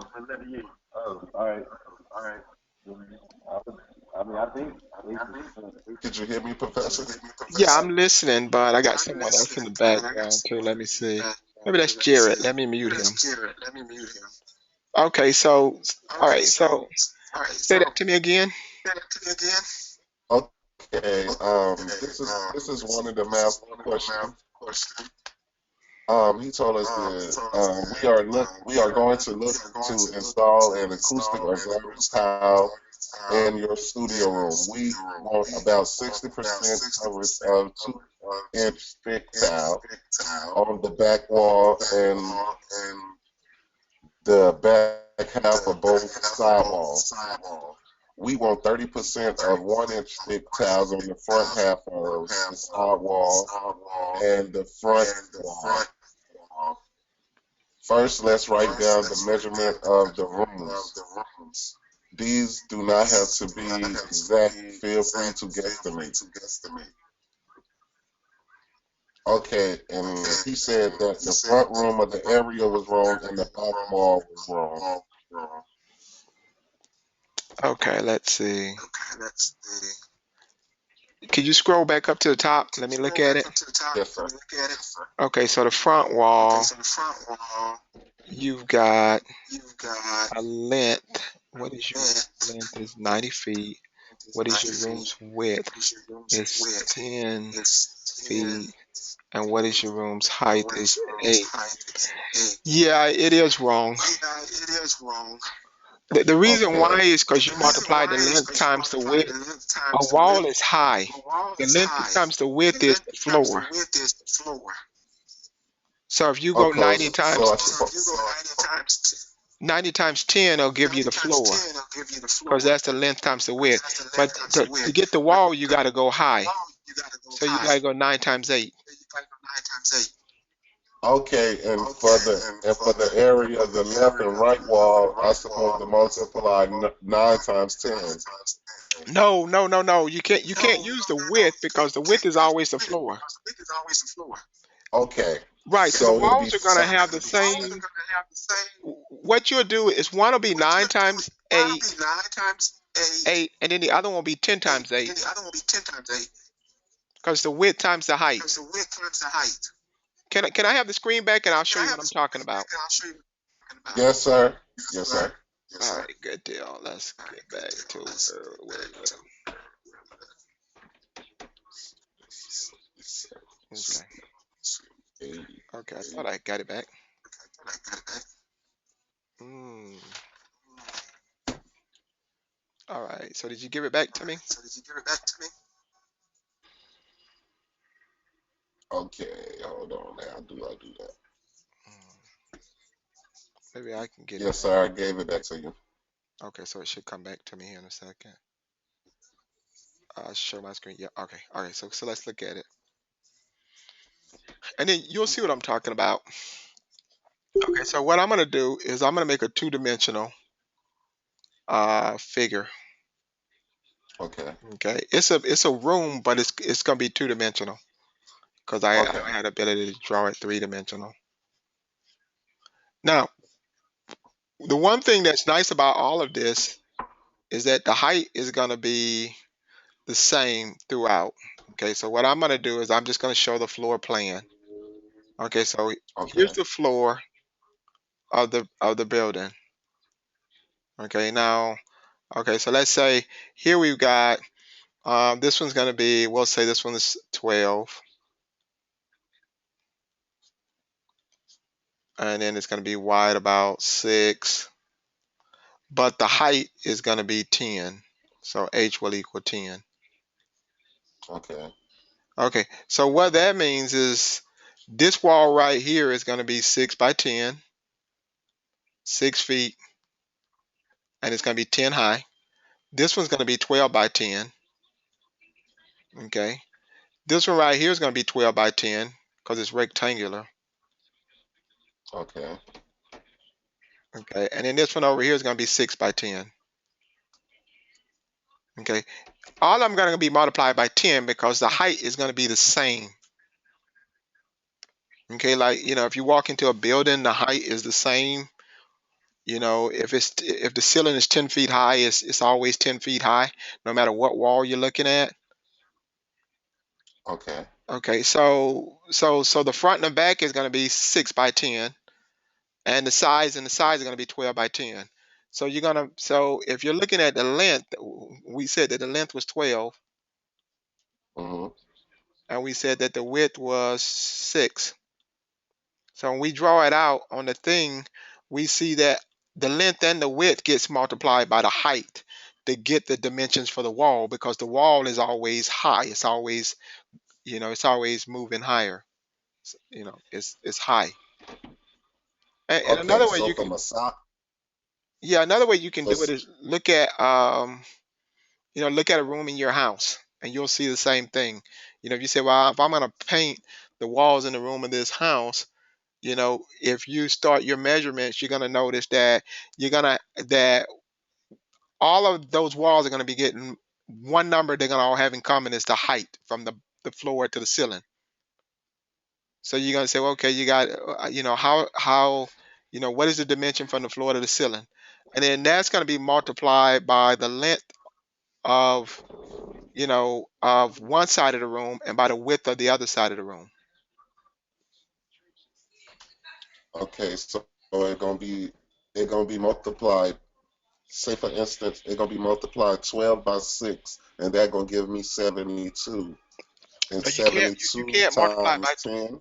No, you can't. I got it right there. It's 12 Okay. by 10 times 12 by 10, Uh-huh. and then 6 by 10 times 6 by 10. Because the height is the same. The height is one of the dimensions of the wall.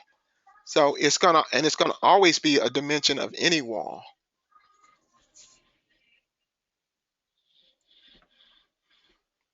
Okay. So for my problem, where I went wrong at, I supposed to be multiplied 9 times 8, and then whatever. What was the height of the walls? 10 feet. 10 feet. Well, I don't think it was 10 feet. I Hmm. think that was the length or something, wasn't it? No, that's the width. That's the width. Ten Okay. feet. The height was 8 feet. So the the length should have been multiplied by the height, and then the width should have been multiplied by the height. Okay.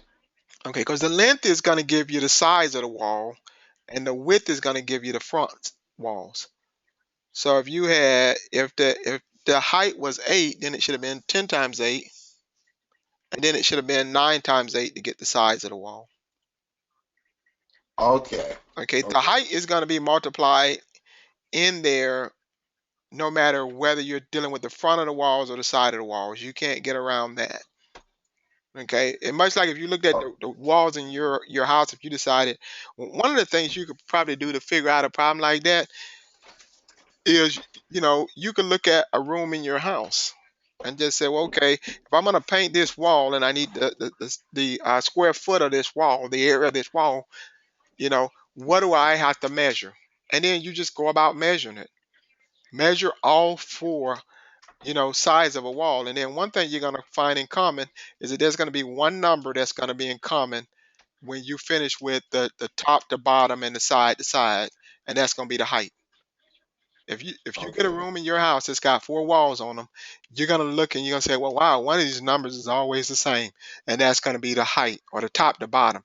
Now, we could have said, you measure the size and then measure the top and bottom, because that's what we say in the real world. We don't say, length and width and height. We say top and bottom.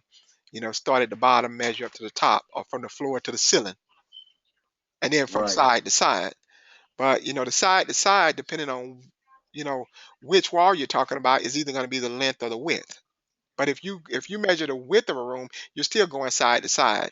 If you measure the length of a room, you're still going side to side. If you measure the height, you're always going bottom to top or floor to ceiling. Okay. And to get the cubic feet of that, I multiply all three of them, right? Why are you getting the cubic feet? What do you need cubics for? I, Are you paint? I don't know.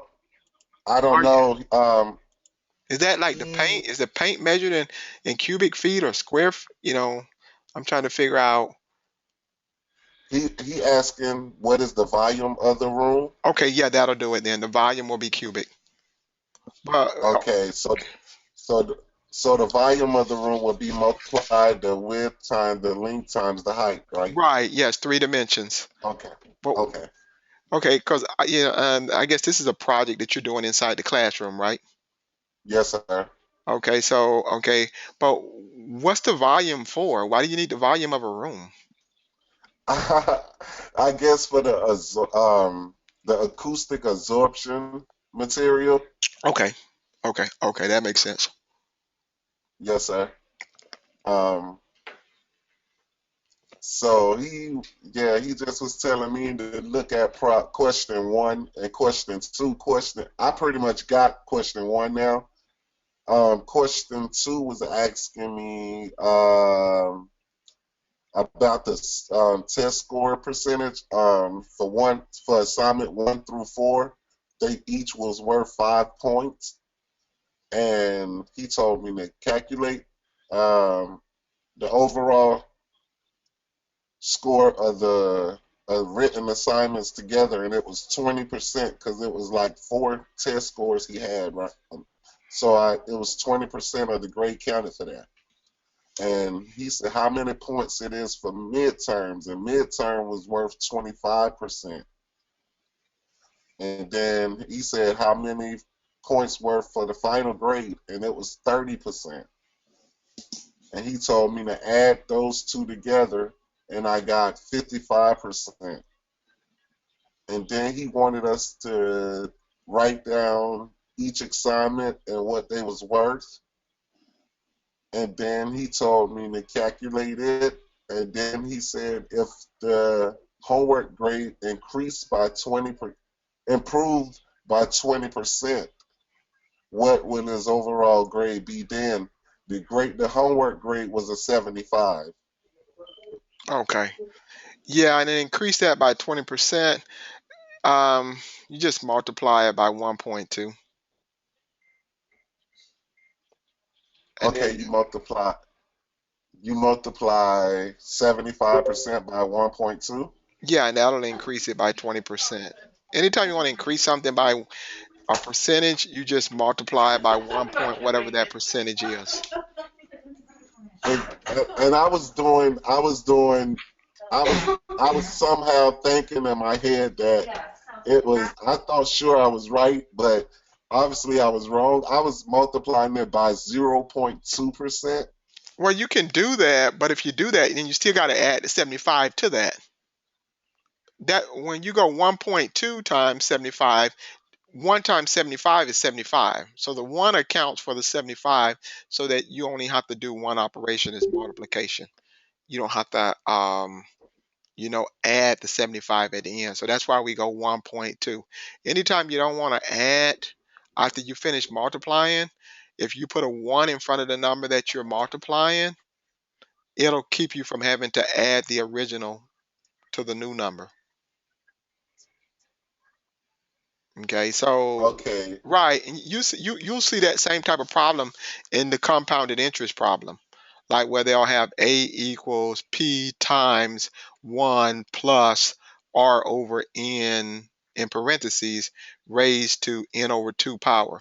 Okay, well that 1 is for 1 times p, which will give you p. So if you got 7,000 for your principal and you got that 1 on the inside there, when you multiply the 7,000 times the 1, it's going to give you the 7,000. okay. Okay, so that's what So that 1's for. You can do do it I either add the way. You can do it either do way. I do I add the professionalism grade into that overall grade? Yeah, I mean, if it's part of your overall grade, so you have to calculate it. Okay, and Yeah. it came out to be 92.75, but he's saying that was wrong. Well, what you got to do with that, because if all the other grades are in there, the only grade that you have to change is It's the the homework grade. is the homework grade, right? So you multiply that by 1.2, and then that's going to give you, 1.2 times 75. Give you a 90. Let me make sure. Right, I give you. I got to put it in my calculator. I want to make sure I'm saying it right. Give you 90, but then you still got to multiply that 90 times the homework percentage, which is what, 20%. Yes, sir. So that's going to become 18 points of that grade.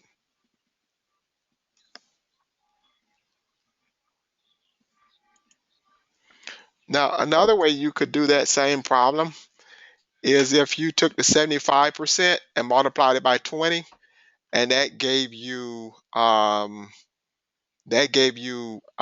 15. You could take that 15 and increase it by 1.2 and come up with 18. So that student's grade is going to increase by 3 points. So it ain't So gonna right. increase So what by was the three. what was the original grade? The original grade was 90.95.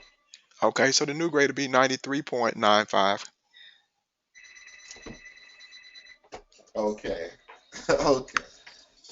Okay, because if you know that 75%, 20% of 75% is 15, then you can take 15 and multiply it by 1.2, and then that'll give you 18. And so you went from Okay. 15 to 18, so you increased by 3 points. Okay.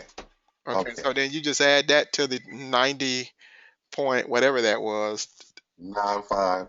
Yeah, and then that gives you 93.95 or whatever. Okay. Okay. Because Okay. I just didn't know where I was going wrong because I knew I was adding the 25%. I'm gonna say the 20% to it, You can, and I kept. yeah, and you can do that. I don't want you to think that, that was a wrong step because it wasn't. Even if you had the 15 and you said 15 times 20% would give you 3. And so then you could take, that 3 and add it to the 90.95 and come up with your 93.95. So there was something that you did with your math that wasn't correct. But as we were showing today, there are a lot of different ways you can do a problem. Okay, conceptually you can be right in the approach that you're taking, but in how the application of that approach, Okay. whether you're going to use 1.2 or whether you're going to use 20%, or whether you're going to come in at your original number at the 75%, or whether you're going to come in at the 20% of the 75%, all of those are approaches that you can take. Okay. Now, the thing is all of the approaches are like tools, like construction tools. It's like hammers and screwdrivers and stuff like that. That's the way I see math. So when you show me a problem, as I begin to look at the problem, I see the full layout of the problem, then I got a better understanding of what tools I can use to solve it. Like I know, if I got a nail, I can use a hammer to drive it in or pull it out. I know a screwdriver will want, pull out a hammer and nail. But if I got a screw, then I can use a Phillips screwdriver or a flathead for it. And that's what's happening with these Okay. concepts. Okay, you're looking at the problem that he's giving you, and then you're saying, well, yeah, you can use 20% or you can use one point. Uh, you can use 120%, which is 20% is zero point 0.2, and 120% is 1.2. So you could use either one of those to solve the problem. Okay. And whether you Okay. come in at the front end or whether you come in at the back end, once you got the weighted average, whether you're going to come in at the average or the weighted average is not going to impact whether you come up with the answer or not. You'll still come up with the correct answer as long as you apply the concept correctly. So using Okay. 20%, you could have used 20%, on the 75%. You say, well, okay, I'm going to increase that by 75%. And then they say, well, okay, that's going to be 15%. But then you would have had to add the 15% to the 75% and came up with 90%. Then you took the 90%, multiplied it by the 20%, and came up with 18%. Your original percent was 15%. So 18% minus 15% gives you the 3%. Or you come in and you say, well, I'm going to just look at the weighted average. My original weighted average was 15 points. So if I increase that by 20%, then that's going to be 3 points. 15% times Oh, 20% is 3 points. So my grade increased by 3 points. So I can go 90.95 and add 3 to it. But see, all those ways okay. are going to bring you to the same answer. Okay. Mhm. Okay. As long as you apply the I ju- math correctly. Okay. okay. I just was kind of confused where I went wrong. Right, right. Yeah, I hear what you're saying. Definitely. Do you feel more comfortable about it now? Yes, sir. Yeah, but well, that's good. Yeah, with math, I just tell people, be patient with it. Okay, we're gonna all make mistakes with it. Okay, be okay with the mistakes when you make them. Learn from them. They'll only increase your knowledge.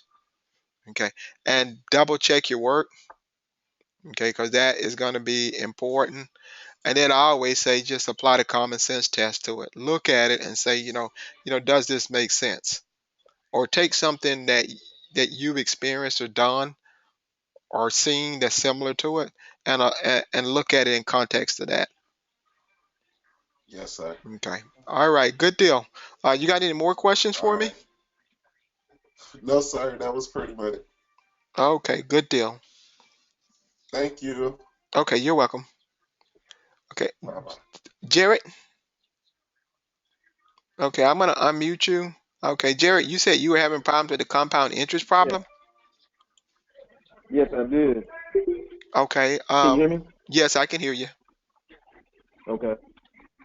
Now I was doing my assignment that's due on the 14th, and and I've really been behind in this class. And it says a bank charges you 8% interest that is compounded monthly. Use the formula A equals P times 1 plus RN. And Oh, NT raised to to the find NT out power. the one you just the problem you just read. You just read Right, it out earlier. right. I That's know what you're exactly saying. what's happening. The problem.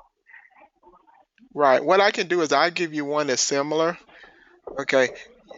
The most Yeah. important thing is to understand what the variables are when you're working this Right. problem. Okay, so you got A uh, equals P 1 plus R over N, okay, raised to the NT power. Okay, that's the formula. Okay, now the Right. thing you got to understand is like I'm going to put it down here at the bottom. A stands for accumulated cash. That's how the money builds Okay. up over time. So we're going to just Okay. say we'll just say um, I'm trying to keep from spelling accumulated cash. Well, let me put it down here in the chat box. It'll be quicker because I can type faster. Okay, so we're Okay. going to say A I'm equals watching. accumulated cash. P stands for principal. R stands for interest rate. N equals the amount of times it compounds. Amount of times it compounds.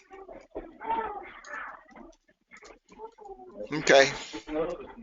Okay. So monthly compounding equals 12 because there's 12 months in a year. Right.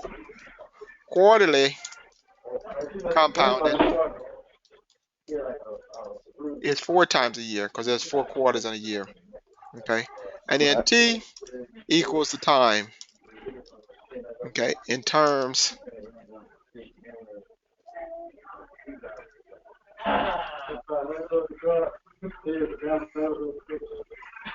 of years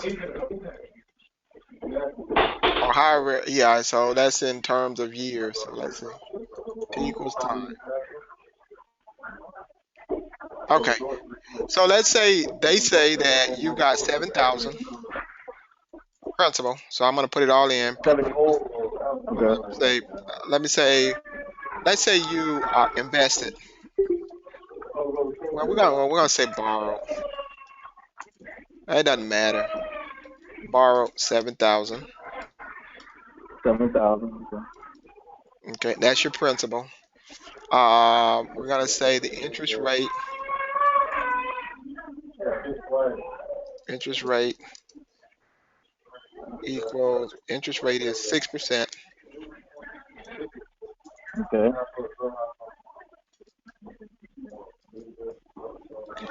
We're gonna say it compounds monthly, so it'll line right up with your problem. Monthly compounding,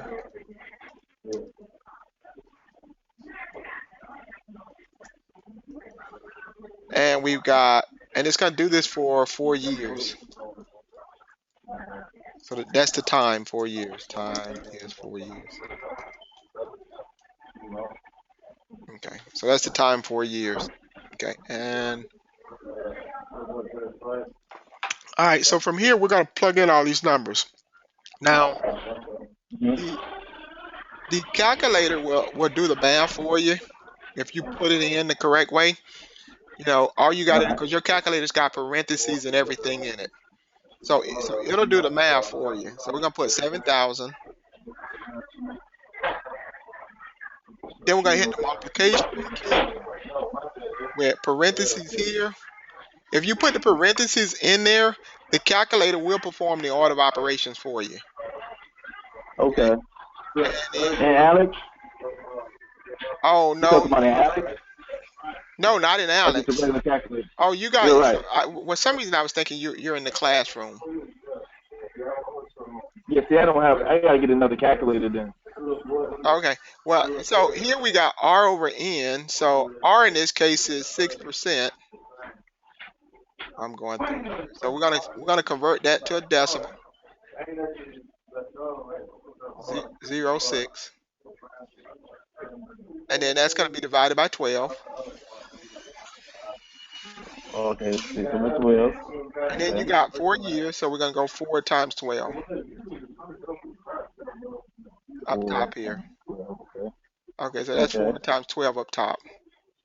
All right, so now if you don't have a calculator, then what you end up doing is the order of operations. So the 7,000 stays. We do what's inside the parentheses first. That's 1 plus, and then we got 0.06 divided by 12. Okay, which they should give a little calculator and what's calling for this kind of stuff because there's no way in the world you can do the exponents without it. Right. Okay, so then that gives you 0.05 like that. And then I'm gonna leave that as 4 raised to the 12 power here. I could do it right now and get away with it. I know I can, and it won't mess up the order of operations, but I'm not gonna do it. Okay, so that's 4. And that's raised to that power. Okay, so now I'm gonna finish up the parentheses. 7,000. And I'm gonna take out that multiplication symbol because I now know I'm not using a scientific calculator on this. So I'm gonna go 1 point when I add the 0.005 to 1, Uh-huh. that's what it's gonna give me. Now I can do the parentheses. The 4 times 12 is 48 up here in the power. Right. Okay. Exactly. Now my next step from here is not to multiply, but to go 1005 raised to the 48 power. Then whatever I come up with for that, I'm gonna multiply it by 7,000, and that'll be my answer. Anytime you're working with a formula, especially one like this, you got to follow the order of operations. Okay, so you got to know what all the you got to know the formula first. Okay, Right. then after knowing the formula, you got to know what all the variables mean inside the formula. And Then that's what you I got to didn't know. follow the order of operations. Okay. Okay. That helped me out a whole lot. Okay. Well, that's great. Okay. Well, you can always come back to it and look at it in the archives too, because I'm gonna, as soon as we finish talking, I'm gonna start, uploading the recording, and then I'm gonna try to get out the email this afternoon to everybody. Okay. Okay, good deal. You got any more questions for Thank me? you so much. That's it for now. I'm gonna get a tutor after we finish the class. I'm gonna email Full Sail to get a tutor. 'Cause Okay. I really need some help. I'm behind in my classes the first 2 weeks. I got to help on a couple of assignments, on 2 assignments, and Hmm. I've been making A's the whole time. And this is my biggest struggle with math. And this course right here is just 4 weeks, so I need help. I need to figure out a way to do extra credit, whatever I got to do, because I don't want to fail anything, and Right, I just need right. some help to go Yeah, over it. I don't know if I have to take a course again or what, but I'm serious about this class, this school and everything. So I need all the help I can get. yeah. So I just got to find out time to get a tutor. Right. If you don't pass it the first time, they got something similar to like grade forgiveness where you can take the course again. You know, Yeah, I would recommend I'm gonna. there's a website called Khan Academy because I know in CMA we can't give extra credit. I mean, it's not, we don't even Okay. have any control over the curriculum. Khan Academy. Org. This is a site you can go to and it's like Alex, it's got like videos and stuff like that. You can go in, build a site, it'll test you and it'll help you increase your knowledge of math as well. Uh, And then you can come back and take the math later if you're online, right? uh, yes. Yeah, so I mean you don't necessarily have to come right back at it. You can Uh, increase your knowledge and then come back at it later in your program. okay. I'm going to still do my own. I'm still going to learn everything I can learn because I might still pass this course, but I Right, still want to learn right. everything because I love math. Right, I hear you. Yeah, and you can always show up to the go-to trainings. They help give you a lot of insight. Somebody explaining it to you and telling you what you need to be doing. A lot of times to Hmm. save you more time. You'd be amazed how much time that'll save you Yeah, than trying to pick it up on your own yeah. or looking at examples in the book. All right, Jared. Um, Thank you so it's much. not a problem. It's 3:16, so I'm gonna go ahead and close out so I can upgrade the Okay. video. All and right. make it available to everybody. Okay. All right. God bless you All and right. have a good day. Bless you too. All right. Thanks. Mhm.